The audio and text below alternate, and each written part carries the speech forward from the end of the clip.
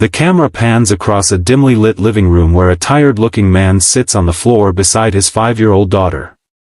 She points to an illustration in a fairy tale book, her small finger resting on the face of a princess with downcast eyes. "Why does the princess look sad, Daddy?" she asks innocently. The father stares at the page, his own eyes reflecting a pain he's tried to hide for months.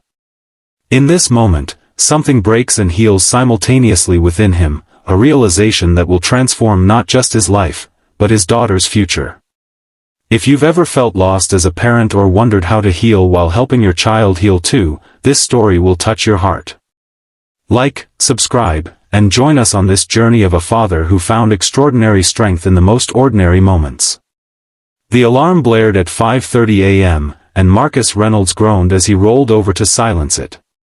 The early December darkness pressed against his bedroom window, promising another cold day in Portland. For a brief, blissful moment between sleep and wakefulness, he forgot everything, then reality crashed back. 8 months. That's how long it had been since Elise had walked out, leaving him alone with their daughter, Lily. 8 months of being both mother and father, of learning to braid hair and pack proper lunches, of answering impossible questions with even more impossible answers. "Daddy?" A small voice called from the doorway. Lily stood there in her mismatched pajamas, clutching her stuffed elephant named Trunk. "Hey, Pumpkin," Marcus said, forcing cheerfulness into his voice. "You're up early." "I had a dream about Mommy," she said simply, climbing onto his bed. Marcus felt the familiar tightness in his chest. These moments were the hardest, when Lily's innocent observations ripped open wounds he was desperately trying to heal. "Was it a good dream?" he asked, pulling her close. She nodded against his chest. She was dancing. "But then she got smaller and smaller until I couldn't see her anymore." Marcus swallowed hard. "Sometimes dreams are just our brains making up stories while we sleep," he said, the explanation sounding hollow even to his own ears. "Do you dream about Mommy too?" "Sometimes," he admitted. He didn't tell her that in his dreams, Elise was always walking away, always choosing her new life over them. The divorce had been amicable on paper. Elise had been honest, she'd fallen out of love, felt trapped by motherhood, wanted to find herself again. She'd moved across the country to New York, pursuing a career opportunity she'd always dreamed of. The custody arrangement gave her 1 weekend a month and 2 weeks in summer, but so far, she'd only managed video calls. Always with promises of visits soon. Marcus didn't hate her for it. That would have been easier. Instead, he understood her in ways that made everything harder. They'd been too young when they married, too unprepared for parenthood. The difference was, when faced with the overwhelming responsibility, Marcus had leaned in while Elise had pulled away. "Time to get ready for school," Marcus said, gently disentangling himself from Lily's embrace. "How about pancakes this morning?" Lily's face brightened. "With chocolate chips? Is there any other way?" He tickled her until she giggled, the sound momentarily chasing away the heaviness in his heart. The morning routine had become a well-choreographed dance, pancakes, getting dressed, with inevitable negotiations about appropriate winter wear, brushing teeth, and braiding hair.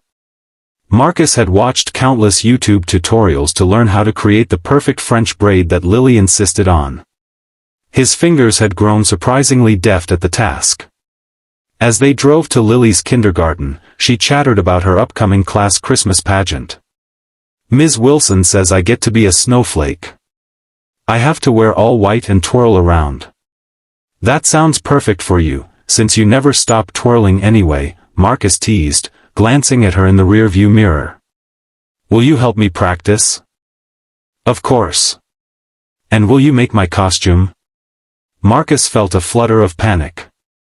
Costume making was definitely in Elisa's domain of expertise, not his. "I'll figure it out," he promised, mentally adding it to his ever-growing list of things to learn. After dropping Lily off, Marcus drove to the architectural firm where he worked. He'd been fortunate that his boss, Helena, had been understanding about his situation, allowing him flexible hours to accommodate school pickups and the occasional sick day. Still, he felt constantly behind, constantly apologizing for leaving early or arriving late. "Morning, Marcus," Helena said as he rushed in, 15 minutes late after Lily had spilled orange juice on her first outfit.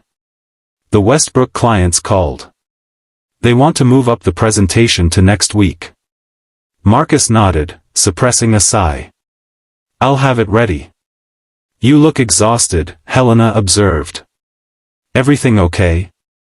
"Just the usual juggling act," he replied with a forced smile. "Nothing I can't handle." But the truth was, he wasn't handling it, not really.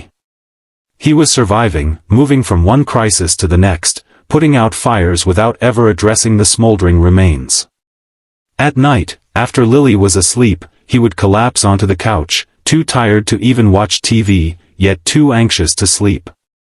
The house that had once been filled with laughter and love now felt cavernous, full of echoes and memories. The day passed in a blur of meetings and drafting sessions. At 3:15, Marcus left to pick up Lily from school, ignoring the subtle looks from colleagues who didn't understand why the firm's once rising star now rushed out the door each afternoon. Lily bounded out of her classroom, her backpack nearly as big as she was, waving a piece of paper. "Daddy! Look what I made!" Marcus knelt down to examine her artwork, a family drawing. There was Lily in the middle, Marcus on one side, and on the other, a figure with long brown hair standing far away, almost at the edge of the paper. "Is that Mommy?" he asked gently. Lily nodded. "Ms. Wilson said to draw our families. Jenny has 2 mommies, and Miguel has a mommy and a stepdad, and I have a daddy and a faraway mommy." Marcus felt his throat tighten. "It's beautiful, Lily. Let's put it on the fridge when we get home." That evening, after dinner, fish sticks and peas, one of the few meals Marcus could reliably prepare, they settled on the couch for their nightly reading ritual. Lily had recently become obsessed with princess stories, particularly the illustrated collection of fairy tales Marcus's mother had given her for her birthday. "This one, Daddy," Lily said, flipping to The Princess and the Pea. Marcus began reading, doing his best to create different voices for each character. Lily snuggled against him, her small finger tracing the illustrations as he read. When they reached a page showing the princess looking forlorn after being caught in the rainstorm, Lily paused. "Why does the princess look sad, Daddy?" she asked, her innocent question cutting straight to Marcus's heart. He looked at the illustration, seeing not just the fictional princess but a reflection of his own sadness, the same expression he tried to hide from Lily every day. "Well," he began, "she's far from home and doesn't know where she belongs." "Like Mommy?" Lily asked. The question hung in the air between them. Marcus had always tried to be honest with Lily without burdening her with adult complexities. But in that moment, looking into her earnest eyes, he realized that his attempts to shield her from his pain had created a void where understanding should be. "No, sweetheart," he said finally. "Mommy knows exactly where she belongs right now. And sometimes, people belong in different places at different times in their lives. But why can't she belong with us?"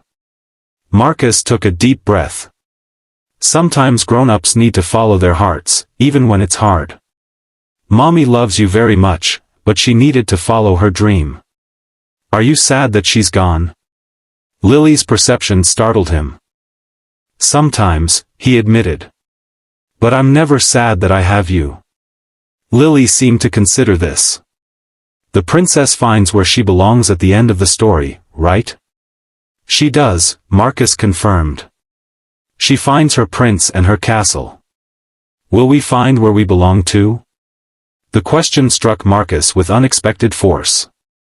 Had he been so focused on what they'd lost that he'd forgotten to help them find where they belonged now? "We already belong together, you and me," he said, hugging her close. "But maybe we need to make our castle feel more like home again." That night, after tucking Lily in, Marcus sat alone at the kitchen table, staring at Lily's family drawing on the refrigerator. The distance between the Elise figure and the rest of them seemed to grow the longer he looked at it. He pulled out his phone and scrolled to Elise's number. They communicated mainly through text these days, brief exchanges about Lily's school or health. He hesitated, then typed, "Lily asked about you today. I think she's struggling more than she lets on."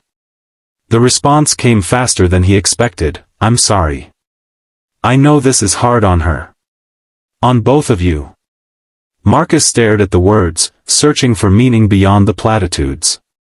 "She needs stability," he wrote back. "We both do. I know. I'm trying to figure things out. It's complicated."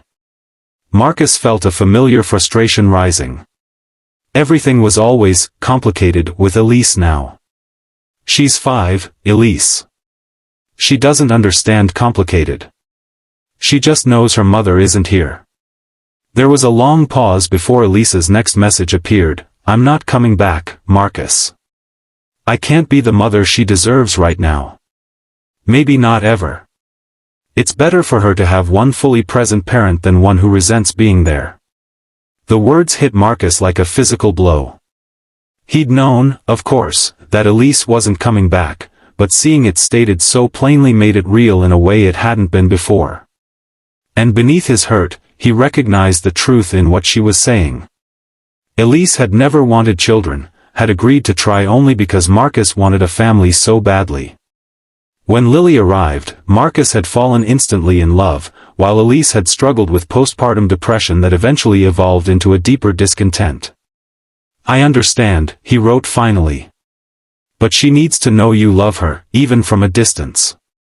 I do love her. That's why I left. She deserves better than half a mother." Marcus set the phone down, emotions warring within him. Anger at Elise for leaving, sympathy for her struggle, fear for Lily's emotional well-being, and beneath it all, a crushing loneliness that seemed to grow heavier each day. As he prepared for bed, Marcus caught sight of himself in the bathroom mirror. He barely recognized the man staring back, eyes shadowed with exhaustion, shoulders slumped in defeat. When had he stopped being the optimistic, energetic person he once was? When had survival become his only goal? Lily's question echoed in his mind, "Will we find where we belong to?" They needed more than just to survive. They needed to build something new from the ruins of what had been lost. And Marcus realized with sudden clarity that he couldn't do that while clinging to the past, to the life he'd planned with Elise. The next morning, instead of their usual rushed breakfast, Marcus woke Lily early. "We're going on an adventure today," he announced. Lily rubbed her eyes sleepily. "What about school?" "I called Ms. Wilson. You have a special day off." He'd called his office too, taking his first personal day in months. "Where are we going?" Lily asked, excitement beginning to replace sleepiness. "First, pancakes. Then, Operation New Castle begins." They spent the morning at a local diner, sharing chocolate chip pancakes and making lists. Marcus had brought a notebook, and together they wrote down all the things that would make their house feel more like home. "Christmas lights!" Lily exclaimed. "Lots and lots of them." "Good one," Marcus said, writing it down. "What else?" "A special chair just for reading stories." "Music." "The house is too quiet." "A fort in the living room." "Plants." "Living things." The list grew, some items practical, others whimsical, all reflecting their shared vision of what home could be. After breakfast, they went shopping. At a thrift store, they found a plush armchair perfect for reading, its faded blue fabric soft and inviting. At a garden center, they selected hardy houseplants that Marcus hoped he could keep alive. They bought fairy lights and colorful pillows, picture frames and art supplies. By the time they returned home, the car was full, and Lily was bubbling with excitement. "Where do we start, Daddy?" "First, we need to make space," Marcus said. "Some things need to go so new things can come in." Together, they went through the house, room by room. Marcus had been avoiding this task for months, leaving Elisa's belongings untouched as if preserving them might somehow preserve the possibility of her return. Now, with Lily's help, he carefully packed away items that were too painful to see daily, photos of happier times, gifts Elise had given him, her books still on the shelves. "Are you sad, Daddy?" Lily asked as she watched him place a framed wedding photo into a box. "A little," he admitted. "But it's okay to be sad sometimes. It means something mattered to us. Like when I was sad when Trunk lost his ear." Marcus smiled at the comparison. "Exactly like that. But remember how we sewed a new ear for him, and now he's different but still special?" Lily nodded solemnly. "We're sewing a new ear for our house." The wisdom in her simple statement took Marcus's breath away. "That's exactly right, Pumpkin." They spent the day transforming the house. They hung fairy lights around Lily's bedroom window and in the living room. They rearranged furniture, creating a cozy reading nook with the new armchair. They put plants on windowsills and shelves. They made a fort using sheets and clothespins, creating a magical space in the corner of the living room. As evening approached, Marcus ordered pizza, a rare treat, and they ate it picnic-style in their new fort, surrounded by twinkling lights. "Is this our castle now?" Lily asked, looking around with wonder. "It's getting there," Marcus said. "Castles take time to build." After dinner, they sat at the kitchen table with art supplies spread before them. Marcus had bought a large canvas, and together they began creating a family portrait, not with realistic figures, but with handprints. Marcus's large green handprint, Lily's small purple one, overlapping to create new colors where they met. "Should we leave space for Mommy's handprint?" Lily asked hesitantly. Marcus considered the question carefully. "I think this is a picture of who lives in our castle right now. But we can make another one someday if things change." Lily seemed satisfied with this answer. When the painting was dry, they hung it in the entryway, the first thing anyone would see when entering their home. That night, as Marcus tucked Lily into bed beneath her new canopy of twinkling lights, she asked for a different story. "Not a princess one?" Marcus asked, surprised. "No. Can you tell me a story about us instead?" Marcus settled beside her, thinking. "Once upon a time," he began, "there was a brave knight and his little squire. They lived in a castle that had lost some of its magic. He wove a tale of their day, transforming their simple activities into a grand adventure. In his story, the furniture became mountains to climb, the plants became enchanted forests, and the fort became a magical sanctuary protected by the power of their love. And though the knight and the squire sometimes missed the queen who had journeyed to a distant land, they discovered that they could create new magic together," Marcus concluded. "Their castle became filled with light and laughter again, and they knew that no matter what adventures awaited them, they would face them side by side." Lily's eyes were heavy with sleep, but she smiled. "I like that story better than the princess ones." "Me too," Marcus whispered, kissing her forehead. The next day was Saturday, and they continued their transformation project. They baked cookies, filling the house with the scent of vanilla and chocolate. They created a chore chart with gold stars for completed tasks, making a game of the responsibilities they shared. They planted bulbs in pots on the back porch, a promise of spring flowers to come. In the afternoon, Marcus's phone rang, Elisa's weekly call to Lily. Usually, these calls were awkward, with Lily growing quiet and Elise struggling to connect across the digital divide. But today, Lily eagerly grabbed the phone. "Mommy! Guess what? We're building a castle," she exclaimed, proceeding to detail all their activities with breathless enthusiasm. Marcus watched as Lily carried the phone around the house, showing Elise their creations through the camera. When Lily finally handed the phone back to Marcus, he was surprised to see tears in Elisa's eyes. "You've been busy," she said, her voice slightly unsteady. "We needed a change," Marcus replied simply. "It looks good." "You're doing a good job, Marcus." There was a pause. Better than I could have. He didn't contradict her, but he didn't agree either. We're finding our way. After they hung up, Marcus felt something shift inside him, not forgiveness exactly, but acceptance. Elise had made her choice, and while it had broken their family in one way, perhaps it had created space for something new to grow. The weeks that followed brought more changes. Marcus hung a whiteboard in the kitchen where he and Lily would write one thing they were grateful for each morning. He joined a single-parent support group that met on Thursday evenings, arranging for Mrs. Chen next door to watch Lily during those hours. He reconnected with friends he'd neglected during the worst of his grief, inviting them over for casual dinners where Lily proudly showed off their castle. At work, Marcus spoke with Helena about his situation more openly, negotiating a schedule that allowed him to be more present for Lily while still advancing his career. To his surprise, she offered him the opportunity to lead a new project designing a community center, work that was meaningful and could accommodate his need for flexibility. "You've seemed more focused lately," Helena observed. "More present." "I am," Marcus realized. "I'm not just going through the motions anymore." December progressed, and preparations for Lily's Christmas pageant intensified. True to his word, Marcus tackled the snowflake costume, watching tutorials and making multiple attempts before creating something that made Lily twirl with delight when she tried it on. The night of the pageant, Marcus sat in the school auditorium, camera ready.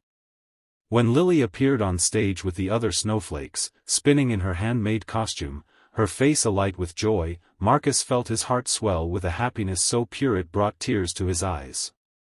After the performance, as they walked to the car hand in hand, Lily looked up at him. "Did you take pictures to send to Mommy?" "I did," Marcus said. "She'll be so proud of you." "I'm proud of us," Lily declared. "We make a good team." "The best team," Marcus agreed, squeezing her small hand.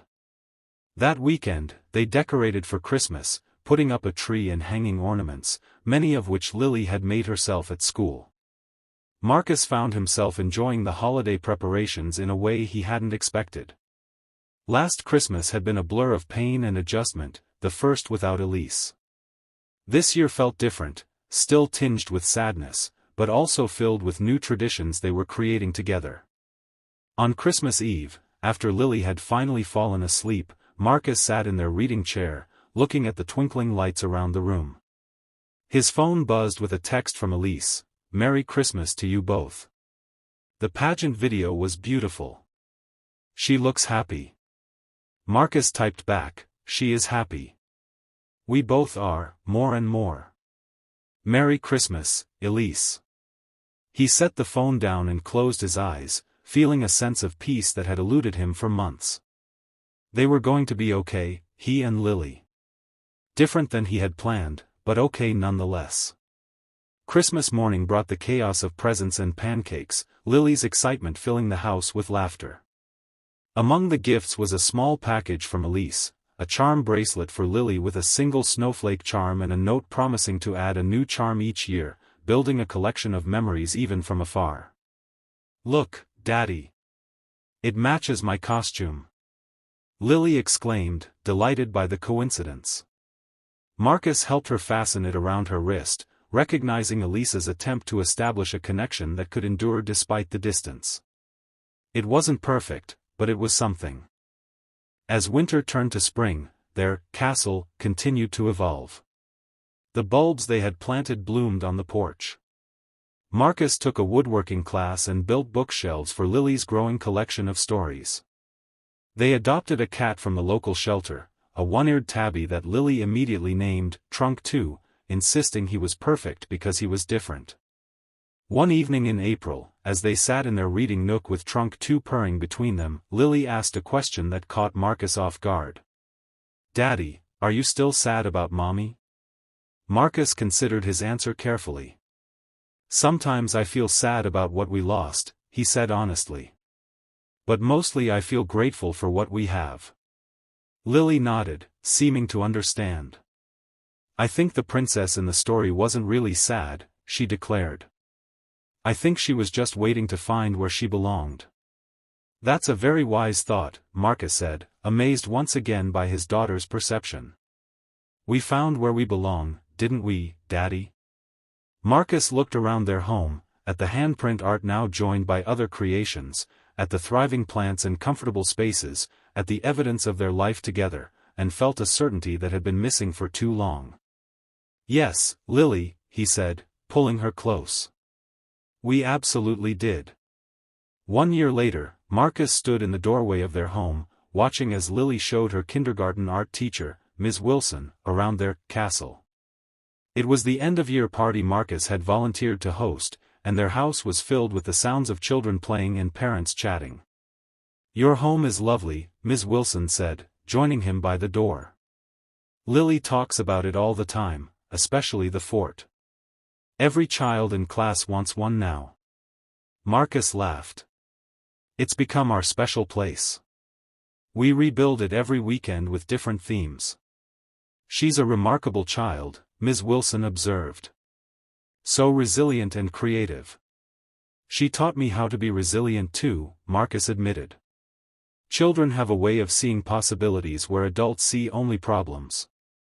As the party continued, Marcus found himself engaged in conversation with parents he'd previously known only through brief encounters at school pickup. He realized with surprise that he was enjoying himself, that somewhere along the way, he had stopped feeling like an imposter in his role as a single father. Later that evening, after the guests had left and Lily was in bed, Marcus sat in their reading chair, scrolling through photos from the party. One in particular caught his attention, Lily standing proudly in front of their handprint art, her smile radiant. He sent it to Elise with a brief message, "Thought you'd like to see this. She's thriving." Elise's response came quickly, "She looks so happy. You've created something beautiful together." Marcus looked around the room, at the home they had rebuilt from the fragments of their broken plans. "Yes," he typed back. "We have." The journey hadn't been easy. There had been difficult days, tantrums and tears, moments of doubt and exhaustion. There had been times when Marcus questioned whether he was enough for Lily, whether one parent could possibly fill the space meant for two. But with each challenge they overcame together, with each new tradition they established, the answer became clearer. It wasn't about being enough. It was about being present. About listening when Lily asked why the princess looked sad, and recognizing that sometimes the most important questions came in the simplest packages. It was about acknowledging pain without being defined by it, about building something new instead of mourning what was lost. As Marcus prepared for bed that night, he paused by Lily's room, watching her sleep peacefully beneath her canopy of twinkling lights, trunk too curled at her feet. The charm bracelet from Elise now held 3 charms, the original snowflake, a book representing her first year of school, and a cat for their newest family member. Marcus thought about the question that had started their journey a year ago: why does the princess look sad, Daddy? The answer, he now understood, wasn't about the princess at all. It was about recognizing sadness, naming it, and then finding a way forward, not around or away from the pain, but through it. It was about teaching Lily that homes could be rebuilt, that families came in different shapes, and that love remained even when people couldn't. Most importantly, it was about showing her that sometimes the most beautiful castles were built not from perfect plans, but from the courage to begin again. The camera pulls back to show the same living room from the opening scene, now transformed with color and light. The father and daughter sit in their reading chair, a new fairy tale open between them. The princess in this story doesn't look sad at all. She's building her own castle, creating her own happiness. And that's how our story began, the father tells the viewers directly. With a simple question that changed everything. The little girl waves at the camera. We found where we belong, she says with the certainty only a child can possess. And you can too. If this story touched your heart, please like and subscribe to join us on more journeys of healing and hope. Remember, sometimes the most beautiful beginnings start with the courage to ask why the princess looks sad, and the wisdom to build something new from the answer.